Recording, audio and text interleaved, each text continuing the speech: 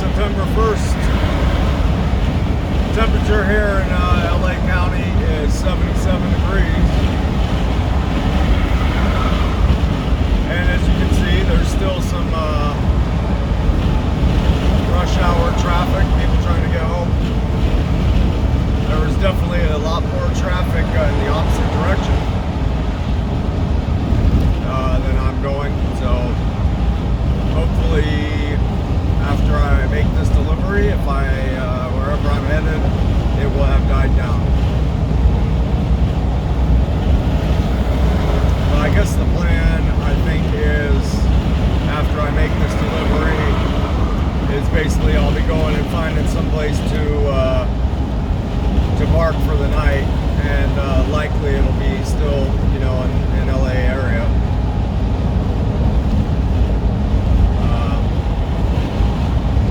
It seems typically that when I end up picking a load up from LA County, it's in San Bernardino, but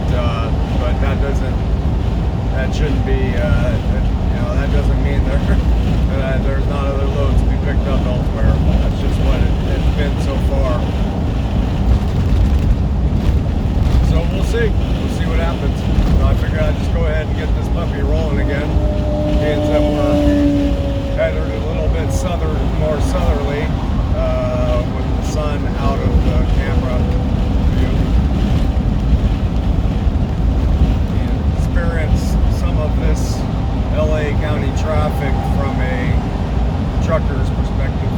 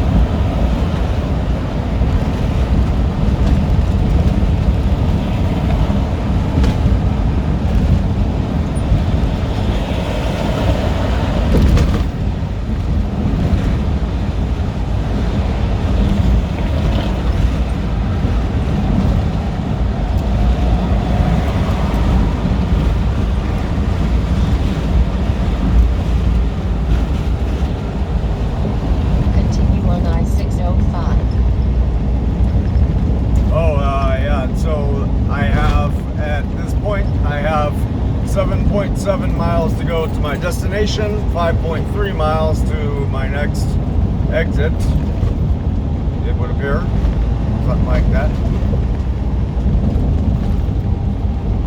And I've gone ahead and just kind of fallen in line behind these two other trucks. That one directly in front of me, that's a Class B, so he could actually be going quite a bit quicker. He could be going speed limit of the cars if he wanted to. I don't know why he's just kind of moseying along in this lane, but he doesn't have to. Oh, there he goes.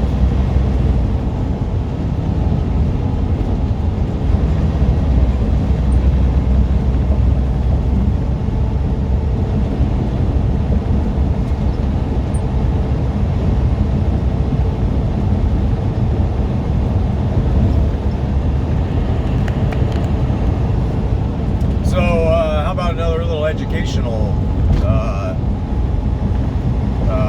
section here, huh? So if you've ever wondered about all the noises that these trucks make, you always hear this, sneezing going on, all that kind of stuff. There's multiple reasons why that happened, but the one that everybody is very familiar with is, say when a truck has come up to a stoplight or something like that, or even actually probably more commonly you hear it when you're just driving down the freeway and you're next to a truck and you hear a psh like that. What that is it's basically it's pressure releasing from the main storage tank. So, you know, these trucks have air compressors on them in the engine compartment, and some are gear driven, you know, some are belt driven, most are gear driven. And so what that compressor does is it compresses air into a tank, just like you know, a shop compressor would. And when that tank reaches a certain level, and that varies from truck to truck, but the majority of them are 120 psi. This one's at 140. So when that compressor pushes 120 or 140 psi into that tank, two things happen. One is it sends a signal to what the compressor's governor, and the governor tells the compressor, okay, we've reached the proper level of psi, so you can turn off now. So it turns the governor, or it turns the compressor off. It starts pumping air. The second thing that happens, and the sneeze that you hear, is basically when the air tank has been filled to its maximum level. There's a safety check valve that basically it actuates when the tank has reached like 1 or 2 psi above the specified level. So basically what it is you're hearing an escape of air to keep the tank from being overfilled. It's a safety mechanism so that the tank doesn't, like, because if the governor stopped working and stopped telling the air compressor to turn off, the air compressor would keep pumping. And then if it kept pumping air into the tank and overpressurized the tank would explode. So what you're hearing is a safety mechanism, that it's a valve that allows excess air to escape the tank before it explodes, basically. Toward Washington Business Loop East. And then, oh shit, there you got somebody right next to me here. I was about to just mow him right over. And then the other, you know, hissing sounds and stuff that you hear, I would have to explain at another time. I won't have time enough to explain it in this short distance that I have left to my destination here, but it's all basically revolves around your brake system, because it's all, you know, it's not hydraulic. You know, you don't have brake fluid in there. It uses air pressure, and so you're just here. Basically, it's just air escaping from the brake system in different spots. And so, but I can talk about that some other time. So there you go. There's the educational section of this video. Got 0.5 miles to go to my exit.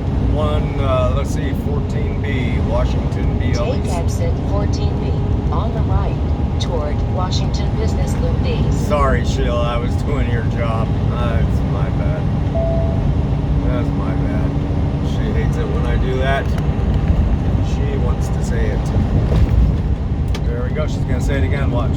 Let me know again, Sheila. Come on. You're not telling me. Nah. She proved me wrong. In 1/2 mile, turn right on Norwalk Boulevard. Ooh, arc shift, gal. Jeez. Oh, that was way too soon, huh? What am I going to be doing here? I don't know which. Am I going to have 2 turn left turn lanes, or am I going to have 1? What am I going to have? I can't see a bloody thing.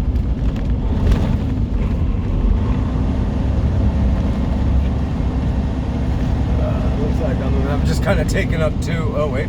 I'm just taking up 2 lanes just because I don't know. I don't know what's coming.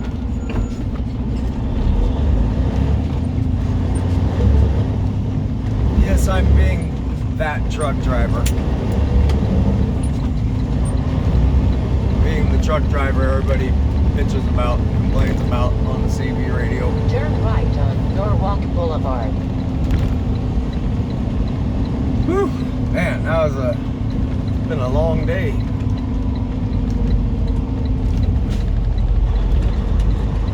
Better get my game on here. I'm not on the interstate anymore. I'm not in Kansas anymore, Toto. Norwalk Boulevard on the right. All right, I gotta go. See ya.